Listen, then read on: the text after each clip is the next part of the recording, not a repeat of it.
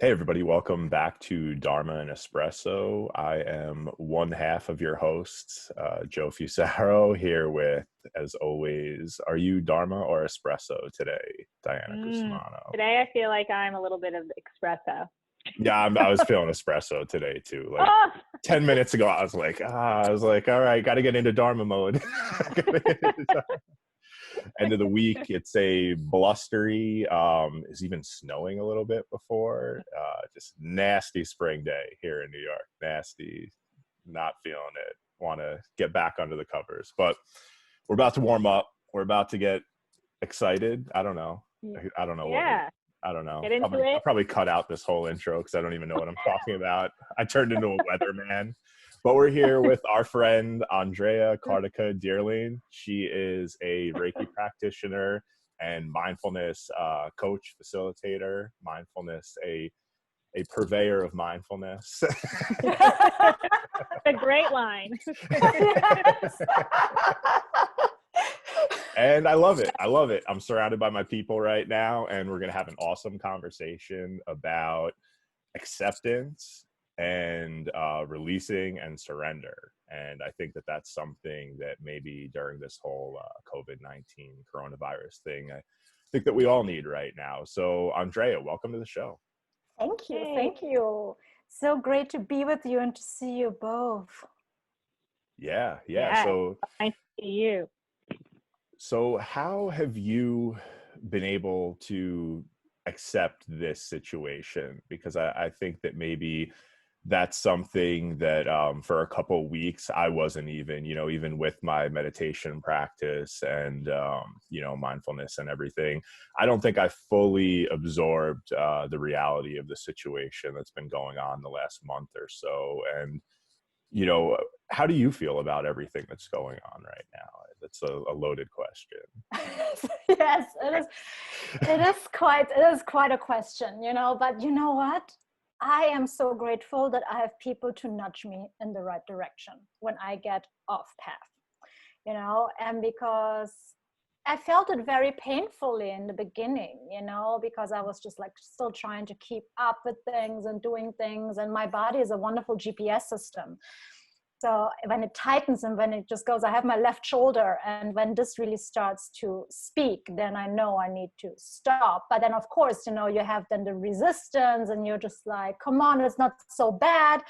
And you work with it. And in the beginning, when this whole thing started, my friend said to me,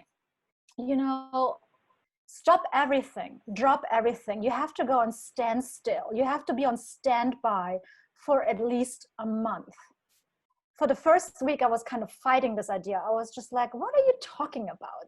This just doesn't make any sense to me.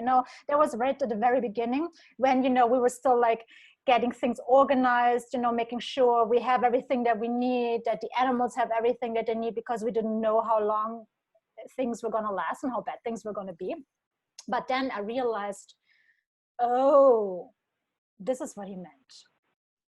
About, the just being, the just sitting, the not figuring things out part, and just to really feel whatever comes up, express it in a way, and just work your way through it. And thankfully, we have the awareness for us that doesn't last so long as for people who don't have the skill set that we do with our mindfulness and meditation practices.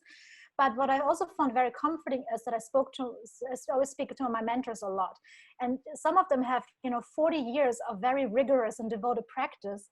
And they also go down that route. They also cry, they also rage, they also feel frustrated. They also have all these uncomfortable things, but very human and very messy, emotions and behavior. And then, but, they pull themselves back very quickly. And it's okay to know, that just because we have those practices doesn't mean that we are immune and that we keep our stuff together the whole time. That's not part of the journey. I'm so happy you brought that up, because I think there is this like perception, right, of if you're a healer or if you're someone who has a regular practice, you're just like, la, la, la, you're feeling fine. But the reality is we probably, since we are so tuned in, may feel things at even a deeper level. And we do sometimes need some more time to, like you just said before, to stop and pull back, right? And let ourselves feel and process so we can come back and help others too, you know? Yeah. Can I ask you a quick question though about Yeah. what you said earlier about your body is a wonderful GPS system? I'm wondering if you can describe that a little bit. I love that sentence. If you can tell us a little what that looks like, especially for someone who doesn't know what to look for in their body. Yes, absolutely. You know, as we know, you know, that certain emotions or certain patterns are stored in our body. And so when we are comfortable and when things are at ease, our body is at ease too, because things just flow so much better. But when there's the stress and the tension coming in, there's the tightness, right? There's the contraction. And for me, it's my left shoulder. It's my weak spot. I broke it when I was 7 years old. And so whenever I tense and tighten, it's that area here. And then it goes into, depending on how tight I am and how dense I am, it goes into lockdown. And it can get really, really uncomfortable. And this is then how I know when this starts to hurt, I'm just like, I've gotten out of alignment. There's something that, you know, is contracting, that is trying to protect my heart. I look at it this way because of the anatomical situation. You know, this is because I'm closing in. You know, if you can say I'm closing in, my body's contracting because it wants to protect my heart from whatever it needs protecting or it thinks it needs protection from. And then I realized, okay, now I have to, what is it? You know, what kind of thoughts, what kind of emotions, what is it that is causing this reaction? How can I soften? What can I change? And it's in my thinking. It's not, okay, of course, physically, what can you change physically to open that space up with yoga movements and stuff? But what really is mentally, what is it that is, you know, keeping me in that tight, trapped place? Mm-hmm. It's interesting. Yeah, and you know, I think I tend to get it, by the way, in like my head. So I'll get headaches or also like a stiff neck shoulder situation. So I think that's interesting. But I love how you just said, how can I also soften? You know, how do we soften the rigid parts of us in our thinking as well, right? And I love the visual. It's hurting and it's like you're contracting and you're protecting your heart. You know, when we think about it that way, it makes it a little less scary, I think. Yeah. Mm-hmm. Absolutely. Funny.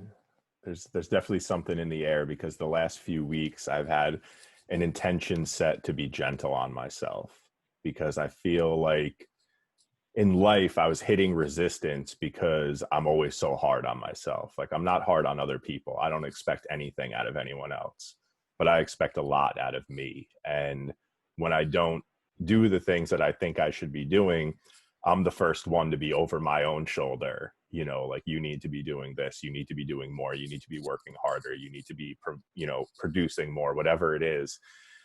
And since this all happened, like I set an intention, like there's nothing we can do right now. There's nothing we can do except be patient and wait this out. So you can either do that with anxiety or you can do that with like a gentleness and an acceptance and a surrender really to what's happening. So I know that's easy for me to say, right? Like that, you know, after like 10 years of like, you know, making myself meditate every day and taking yoga and writing and all these different things. But for somebody that doesn't understand surrender, and here's another deep dive we can get into, and I'll start with, you know, either one of you, Diana or Andrea, how do you surrender? How do you surrender when all you feel is this shakiness inside, this like this heaviness, this pain, this inability to grasp what's going on? How do you surrender? Diana, you want to go first? No takers. I'm surrendering it right now to you, Andrea. I'll let you start. Okay, it's, you know, it's about trust. It's about trust in something bigger than ourselves. Call it God, call it higher power, call it source energy, and whatever. And just, you know, just trust, just like this earth is not going to drop from the universe. You know, we are this ball of something swimming in the dark, you know, floating in the darkness of the universe. Yeah. And but thanks to gravity we are where we are, and planes have not dropped from the sky, and there's just this force that just keeps us in place, and just to trust, and just to turn it over, and pray if you do, and just give it to something greater than yourself. It's just I don't know how to do this anymore. I give this to you, God, higher power, source energy, however you want to call it, and it's just and just allow yourself just to feel, that helplessness too, because this is not something that we can figure out. And it's just something that we have to trust that we will be okay. We have this invisible enemy. I don't think so much that it is the invisible enemy that is causing so much distress. It's more what it can do, but also the implications of it, because so many different things. And there's no way that we can know what's going to happen. Right. Yeah. So that's my attempt to surrender. No, I love it. I love it. But it lines up exactly with what I was thinking too, that once you have tapped into a little more, whatever your faith is, it could be whatever the heck it is, right? But knowing that there is something greater than you, I think helps you release your worries or whatever you're holding on to right now, and letting it go to almost, have that trust, like you said, into whatever's coming is for my highest good. I'm trusting in this guidance system, whatever it is, that I'm being held and supported. And I think sometimes it can be very freeing to surrender and let it go, instead of us always carrying it on our shoulders. But I have heard from people that there's also a perception that surrendering means you're giving up. For some people, they feel like that means, I'm letting go of control. It means then I'm washing my hands of it. And I think that's interesting how there's, different perspectives of what that means for everyone. What would you, advise for someone, Joe or Andrea, that feels like it's giving up, surrendering? I think that if what you're doing right now isn't working, maybe you should give up to something else. Maybe you need to feel what giving up feels like in order to find the right way to go about whatever you're trying to go about, or just to go about being yourself and finding peace. That's like a short, easy answer, but I'm sure that, there's a way to really get in there and figure it out. Yeah. And it's really, just accept that things are different right now, and you cannot force your way through things. You cannot force your routine. You cannot force yourself and banging your head against the wall the whole time, figuratively trying to figure things out. It's what you said, Joe, earlier. It's about the gentleness. It's just how can I nurture myself? How can I be gentle with myself? How can I turn around and develop that mental flexibility so that I don't just only see the wall, but I can just move a little bit so that I can see the window, maybe. Right. So what do you think comes first, acceptance or surrender? Or do they come together? Oh, like man. chicken or the egg? Good question. I think maybe if you're feeling really, really stressed, you might have to surrender before you can feel the acceptance. If you can just drop into acceptance, go Buddha, go. That's if that's what you could do. If you could just enter a hysterical situation and fall into acceptance, by all means do it. But sometimes you might just have to give up to surrender, and then just let it all go, and then fall into acceptance. I think acceptance comes first, and surrender is like acceptance times 100. Interesting. Love that.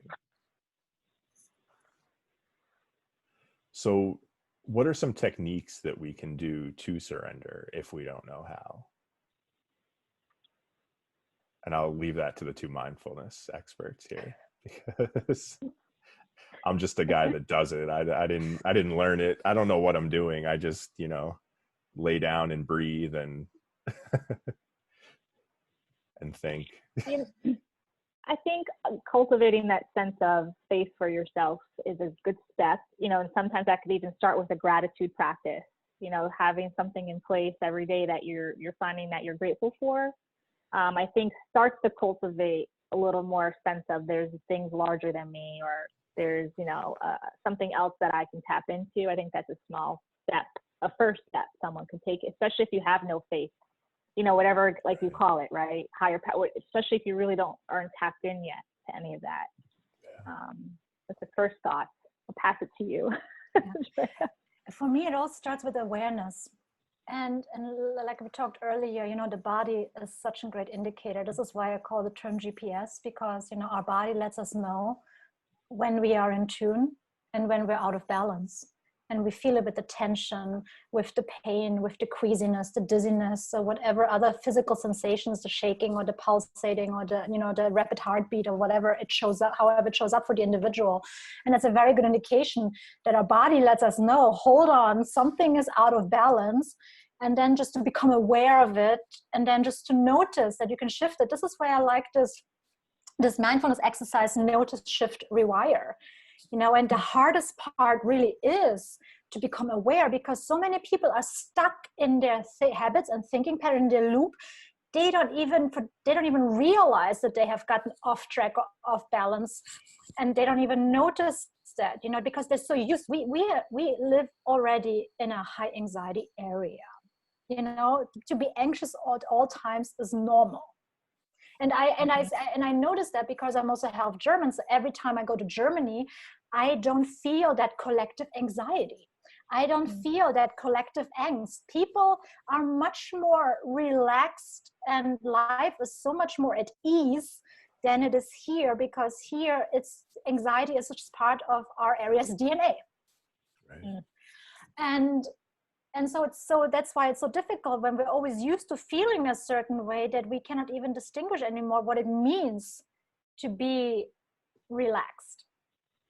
This is what people say, relaxation is a luxury. It's not, it's a necessity. It's a survival skill. Right. And so the first step is awareness, so that I can notice, oh, my breathing is changing. Oh, I'm tensing up. Oh, I'm getting that queasy stomach. And it's just like, what can I do now to shift that sensation, And I like, physical movement and that stuff. And I learned this from one of my teachers, that is to shake things off. Just like to really shake things off. You start shaking with your hands, and then with your arms, and then your body. And you do this for about 60 to 90 seconds. And then you can rewire yourself, because you are changing your whole body chemistry, and so that you're not stuck in that loop anymore. So the notice shift rewire exercise is really great for that. I love that. And I think that somebody that hasn't really gotten into mindfulness or doesn't know how to surrender or accept, knowing that they're allowed to slow down, I think, and giving somebody the verbal permission, as silly as it may sound, that they're allowed to relax, and they don't have to hold on to all this baggage, and they don't have to live their life in fear. I think letting people know that it's okay to be calm. Like you don't, when you approach like a tough situation, chances are you're going to get through it a lot easier if you approach it with like a calm and a knowing that at some point you're going to get through this, rather than like being irrational, freaking out, making yourself sick over it, making other people sick over it. Even though it feels like that should be the natural reaction, is just to like lose it and freak out and blame whoever you need to blame, and blame yourself and get angry and cause a scene. I've never in my life seen that work to somebody's benefit. So I think if you can use mindfulness or use breathing or yoga or whatever it is to create that space in between how you're feeling at the initial moment and your reaction, it's just like one breath, 5 seconds, it could be the difference in making something much worse or starting the process of making it better. And I only know this from experience. This is not coming from a book. This is coming from somebody who used to freak out anytime something didn't happen perfect. You know, used to lose my mind because I thought that that was how you get over the hump of something bad happening in your life. But it took me until age 30 to realize that that's the complete opposite of what you need to be doing. And sometimes you just need to let things happen and be the calming influence, even though it's hard at the beginning, but it's a lot easier in the long run to take that on than to keep hurting yourself. And then I think you're subject to like heart disease later on, and you know, all these physical illnesses that, you know, mental health issues and emotional health issues eventually turn into. Mm-hmm. Diana, you as a therapist, you know, it would be very interesting to know you, to learn about your perspective. You know, why is it that people need permission to be kind to themselves? What is that we need that we cannot, that we don't know for ourselves, that we need permission, for external permission? Yeah, so I think it's multi-layered. I think part of it is how your upbringing. You know, what kind of a household did you grow up in, or type of place? Was it chaotic? Was there some trauma? Were you raised by caregivers maybe that weren't in touch with how they're feeling or in touch with their mental health, and they weren't able to really model or show you what is calm, you know, what is pausing before you react. Majority of us grew up in households that were maybe a little chaotic, or maybe very, very reactionary. So there wasn't a lot of modeling or mirroring behaviors of, okay, actually when someone's getting me mad, I pause and I breathe, and then maybe I react. I don't know about you, but my household was very much like, oh, right away, drama. It was just very like, you know, I heard my mom yelling all these sorts of things on the phone just because that's her personality, is how she reacts. So I think then as you get older and maybe you try certain things out in your adult relationships, you start to pick and choose what works and what doesn't. But I do think a lot of it stems truly from what we've learned, and it's much easier for our brain to go into the fear-based negative thinking section versus pausing, stopping, and going into the positive thinking or the rewiring thinking of perceptions, right? And I also feel it's because also you have your defense mechanisms that you've learned over the years. And lots of times those are jumping right to anger, or, you know, jumping right to want to be defensive in whatever's being said to you or about you, you know? So I think there's definitely layers to it. And lots of times too, people are taught not to be in touch with their feelings, and not granted permission to cry or to feel, you know, depressed or anxious or whatever it is. I hear lots of times from clients how they were told to suck it up, you know, keep moving, suck it up, you're going to be fine. Oh, it's all in your head. You know, guys don't cry, you know, you're being such a baby, like all those kinds of things stick with you. So then when you're finally ready to start talking, you kind of need permission, like someone to open the door a little bit to tell you it's okay to feel these feelings. So I think there's layers to it. It's a little complicated, I think, for someone who truly has never had that opportunity to be nice to themselves. They might have been a survivor their whole life, you know, and they had to always like be on guard. It's tricky. Yes. Yeah. Oh, thank you. Right. It's a long-winded. No, yes, it's but good. it's so important to know, because a lot of people are not aware of those layers.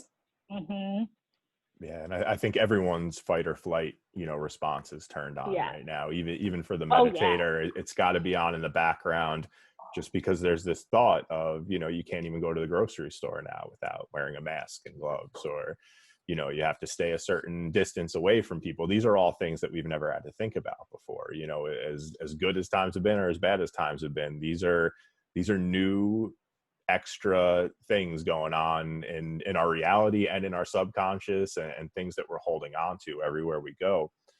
And as far as the anxiety, it's you feel the anxiety and you feel the worry, but you're anxious or you're upset because you want to feel another way.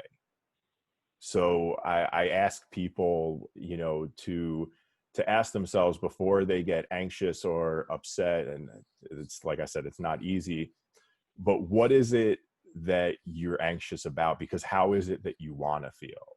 And then try and take some of the energy off of the anxiety and the anger that you may have, and place it into, maybe ask yourself the question, well, how is it that I could feel, more respected, more loved, more accepted, more at peace?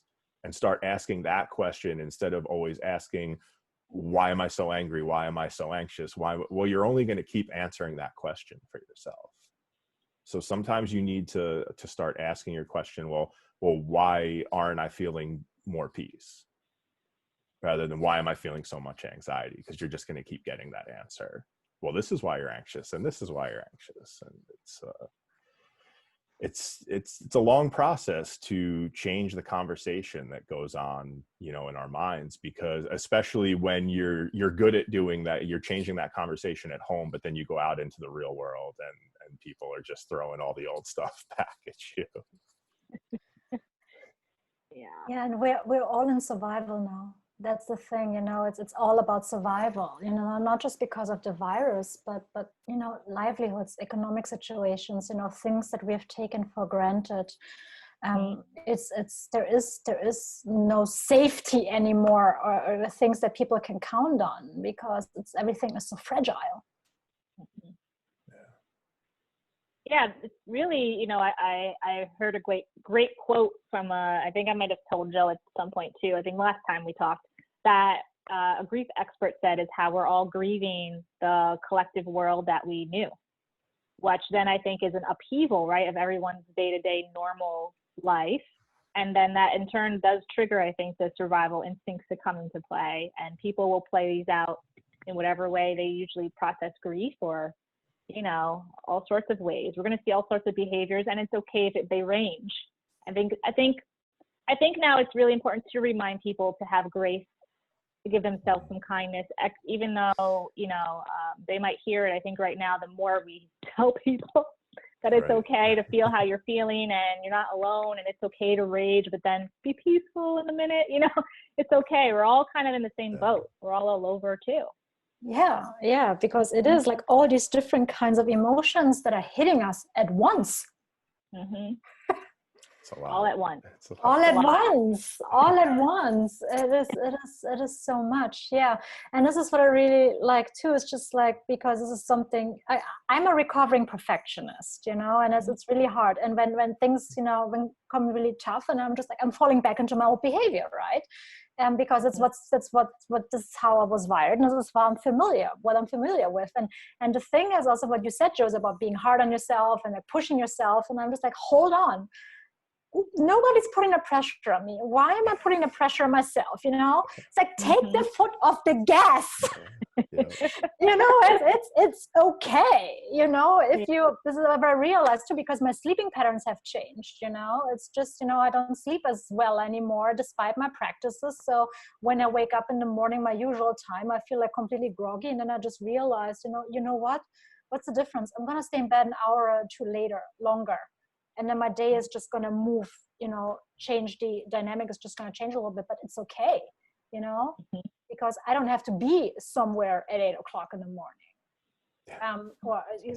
So that's okay, because it's a new normal. And what I realized, and really helped me, is that, just to do normal everyday activities, to function normally, whatever that means for a person, takes so much more energy. Yeah. And normal things just take so much more time. And that's just the way it is. I feel like we've spent our whole lives learning how to work hard. And now we're going to be forced to learn how to relax a little bit. Yeah. And that's, we really don't have a choice right now. And it's funny you say that, because the other day at like 3 o'clock, and I've actually been getting up earlier. I've been going to bed a little bit earlier and getting up a little bit earlier since this happened. I don't know why, but it's, part of my, fight or flight response to it is, I'm kind of up with the sun now. And that was never me. It was like, if I had to be somewhere at 9, like I was getting up at 8 and like, just making it happen real quick. And at around 3 o'clock, I felt like I needed to take a nap. And I immediately like caught myself being like, no, you can't take a nap. It's 3 o'clock in the afternoon. And I was like, wait a second, I can do whatever I want right now. Like there is nothing going on. I mean, I've been up since 6:30 doing the work that I had to do. Like, why can't I take a nap at 3 o'clock in the afternoon? And I did. And I just, these are things that I found that I used to guilt myself for. And I don't know why. I mean, if you're tired, take a nap. If you feel like you need fresh air, go for a walk. If this is really a time to not judge yourself and just do the things that you want to do. And yes, I know everyone's financial situation is really tough right now. I know people are stuck at home with like, family or roommates that they're just like, I can't wait to get back to like normalcy, because I love you guys, but it's tough being here. I know we're really learning patience right now, but don't be hard on yourself. And I think you'll find when you're less hard on yourself, you'll probably end up being less hard on the other people around you too. Andrea, you said it earlier how anxiety is built in our DNA in our society here. And I think what you're alluding to also, Joe, is like we are right now rewiring that DNA. Yeah. So that we're not so like anxiety driven. Yeah, and what we're also learning, what you described, is that we're learning how to be patient, But first, I think what people are learning now too is like what triggers them. Yeah. Because because they were so used to react and things, and now they know, oh, I don't like this, or this is making me feel this way. So this is an opportunity just to notice, okay, can I let it go? Can I accept this? Can I accept the person for how they are? Or do I really have to stew with that? They say something, or I did something that frustrates me, but do I have to stew with that and then deplete all my energy resources for the next day? Or can I just say, you know what, it is what it is, let it go. It's in a way, it's like choosing your battles. It really is, because everybody is fighting their own battle right now. Yeah. Mm-hmm. What quick, go ahead, Joe. No, I was just going to say, I've already been thinking about new ways to approach work. Like when we come, back to what our old normal was, which I'm sure we'll have all these new kinds of rules and different, things that happen because of what's going on right now with, the COVID-19 situation. I don't know if that'll be like, how places are cleaned, what hours we're allowed to be there, how many people are allowed to be at offices at a time. I don't know what the changes are, but I could see that the world after this is going to be a little bit different than the world we knew before. But I already have these ideas of how I'm going to approach it, whether it's, traveling a little bit more or making more time for things to do for myself. I'm realizing now how much I need in my life. And it's really water, like an apple and a bag of pistachios. Like when I go to the store, like I'm really simplifying things. And I think that this is going to help me going forward, because I'll be able to use my finances better to really support the life that I really want to live. And I think that this whole thing is actually helping me become a better version of myself. And I hope that that's what it does in the end. Beautiful. That is, absolutely. Sorry, and I cut you off. Oh no, I was going to ask, what types of, suggestions would we give people who maybe are right now out of a job or an income, and maybe they are in a household that isn't safe or is very uncomfortable, or whatever the case is. I'm wondering if you can give them like 2 sentences of advice. What would you think you would say to someone to help them find their calm? So I would just say be okay with stopping. Be okay with that, because it took me until this week to figure that out. I did slow down once all this happened at the beginning of March, but I noticed that I was in a rush to slow down. if that makes any sense. I was like, all right, got to start meditating, got to start writing more. And like all these emotions just came up as soon as this happened. It was like, all right, like gotta start putting out more content, got to work harder because I'm not going to have any money next month. Like all these things. Right. And it wasn't until this week when I was watching the news on Wednesday, the full moon, coincidentally, and it was like 7:00 at night. And I'm like, why am I watching this? I'm like, there's no need to watch this. And I meditated. I did this like, it was meditation on my own, which was like, you guys would love it. It was like part yoga, part Reiki, part meditation, you know, part writing. Like it was amazing. Like I just kind of like laid there with my feet up on the wall, like Diana says, when you need to get blood back to your heart and your head. And I just like every 10 minutes, like I'd take a note. And there was just, and I realized that my whole approach to life this whole time was like, my thoughts were that I wanted to do more and I wanted to, you know, get better and I wanted to feel better. But my energy, like deep within, was still pushing away like the people that I loved and the life that I wanted. So that was like a deep awakening on Wednesday. And I think that without realizing that I needed to stop and like do this 2-hour meditation and get totally in touch with myself, I think that I would have kept going the next year, 2 years, 3 years with, you know, having the right thoughts and doing the right things, but still having like that energy within me that was like pushing things away. And I think that I needed to like have that downtime to get everything on the same page. Yeah, and I would say, you know, it's really, you know, first, you know, to the person, it's not your fault. You know, it's not because you did something wrong. It's not because you're not good enough. It's not because of these all different things. It's just like you have to stop beating yourself up. That's the first thing, you know, because default mechanism is for most people, we're going to look at, you know, what did I do wrong? What can I fix? You know, and that's when the pressure comes in again. And this is so hard, you know, and to remain calm, but it's so difficult to remain calm in a situation like this, because when we're not calm, we don't have clarity.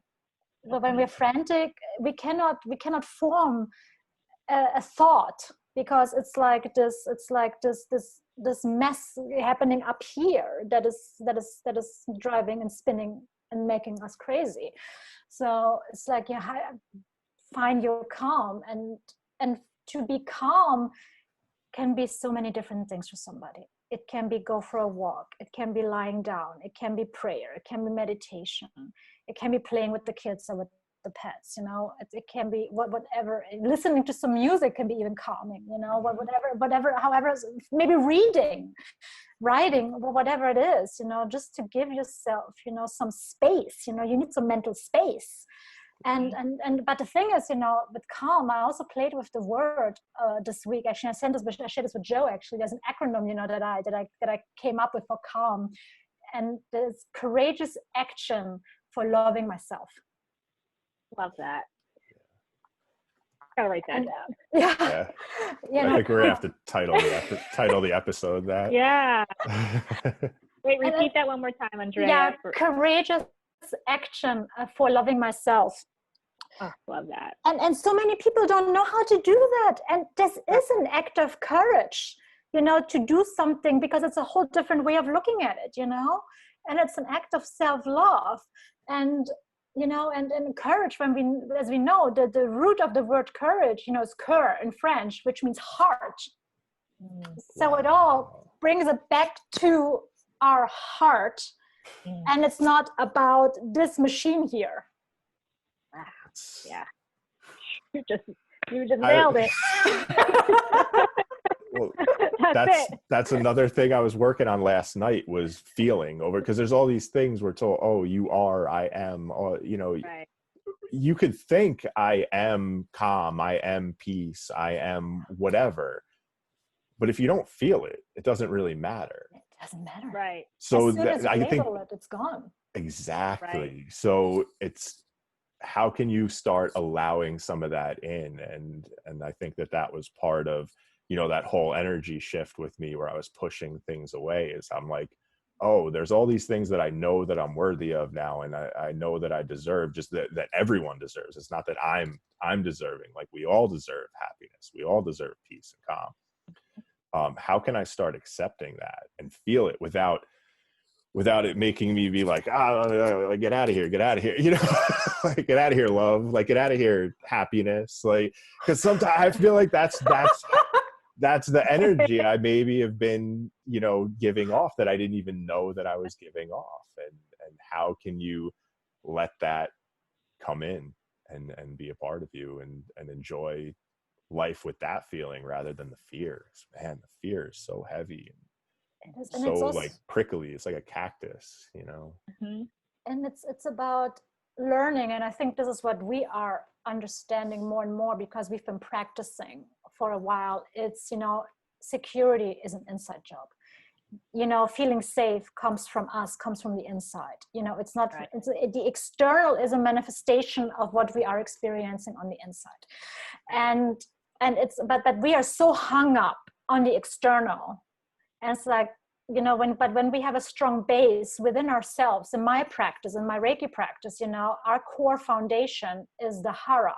The hara is located about 2 inches below the navel. You know, it's our core, it's our energetic center. When we have a strong hara, we can rest in ourselves, and we have a really good foundation to build on.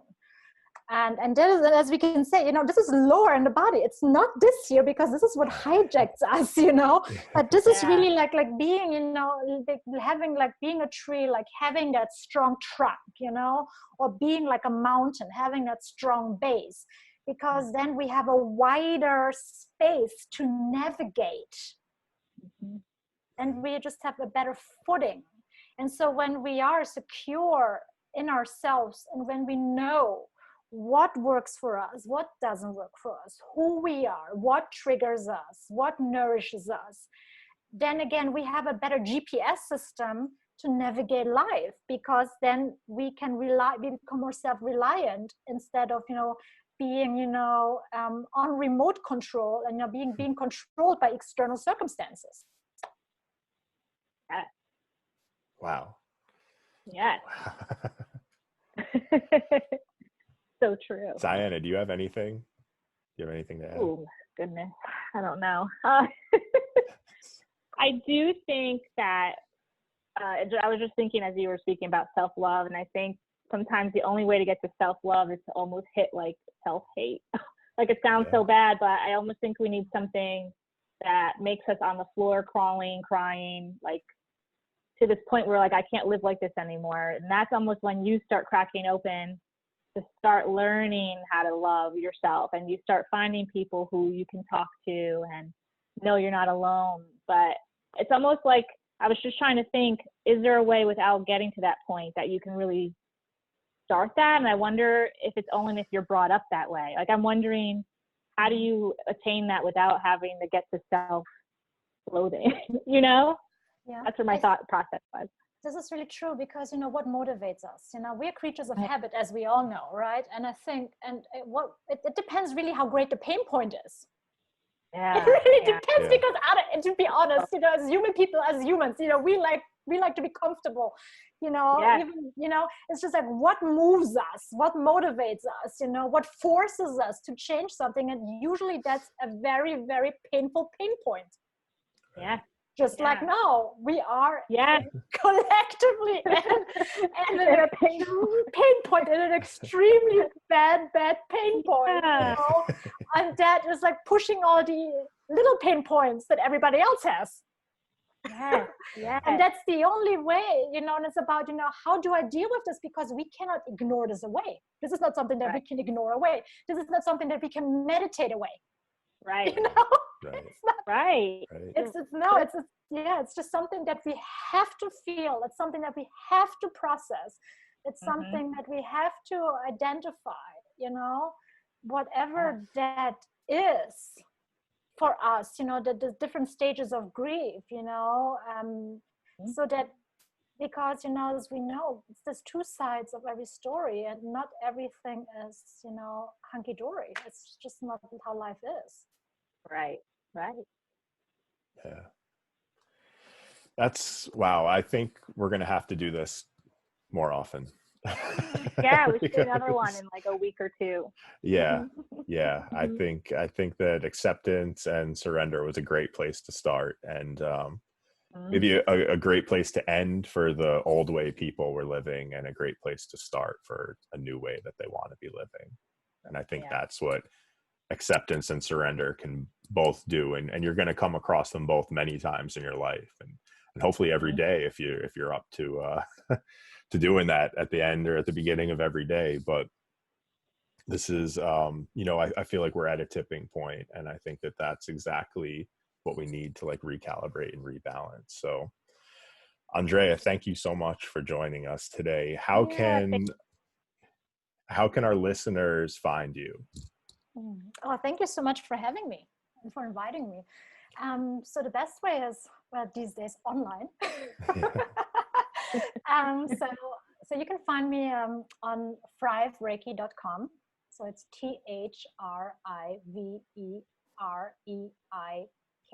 THRIVEREIKI.com. Or also, on Instagram as Thrive Reiki. And when you do, say hi. Awesome. Thank And you. you could find us, Diana and Joe, on Instagram, Diana J Cusumano, Mm-hmm. and sincerely_Joe. And you could find these episodes on Hysteria Radio, that is with Mental Health News Radio Network. It's on all those apps. If you just look up Dharma and Espresso, you could find our own show. You could find it on Hysteria. It's everywhere. Just Dharma and Espresso. And we want to thank you guys for listening today. I want to thank you, Diana. Thank you, Andrea. Thank you. And we'll see you next time. Joe. Yes, and thank you, Joe. Thank you. And thank you, everyone. Yes, Thank thank you, you, everyone. world. Thank you, Earth. I'm really feeling the earth these days. I don't know what it is. I love the earth. You see my background, Oh. but and